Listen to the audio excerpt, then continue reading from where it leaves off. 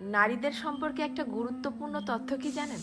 যে আপনি তাকে যা বলবেন সে আস্তে আস্তে তাই হতে থাকবে। কি বিশ্বাস হচ্ছে না?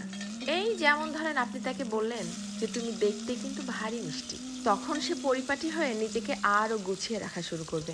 আপনি যদি তাকে ভালো বলেন সে আরো ভালো হতে থাকবে। আপনি যদি বলেন যে তোমার মনের মধ্যে অনেক মায়া, ভালোর জন্য তুমি নিমেষেই যে কোনো কিছু কুরবানি দিতে পারো, তখনও সে সেটা রপ্ত করতে শুরু করবে।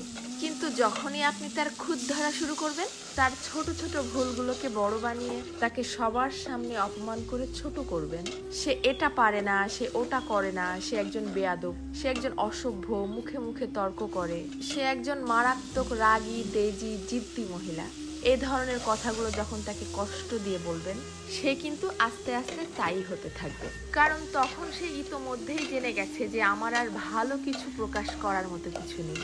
সবার সামনে যেহেতু আমি খারাপ হয়েই গেছি, তো আরো খারাপ হয়ে যাই, তখন আর সে কোনোভাবেই কারোর সামনে নিজেকে সঠিক প্রমাণ করার প্রয়োজনীয়তা অনুভব করবে না। সে ধরেই নিবে যে কেউ আমাকে ভালো বললে ভালো, আর না বললে আরো ভালো। কে বুঝলো বা বুঝলো না এটা নিয়ে আর মাথায় ঘামাবে না। এটুকু তার ঠিকই বোধগম্য হয়ে যাবে যে আমি সবাইকে সম্মান দেখিয়ে লাইনের পেছনেই দাঁড়াই অথবা সামনে, সব অবস্থাতেই আমি খারাপ।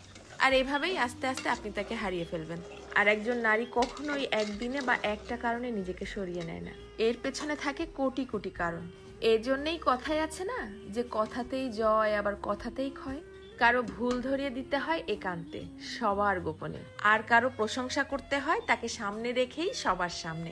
কারো প্রশংসা করাও কিন্তু একটা মহৎ গুণ, যা মানুষের স্বভাব এবং আচরণকে নিমিষেই পরিবর্তন করতে পারে। মানুষ কথা তো বলতে শিখে যায় 2 বছরে, কিন্তু কোন কথা কোথায় কিভাবে বলতে হবে সে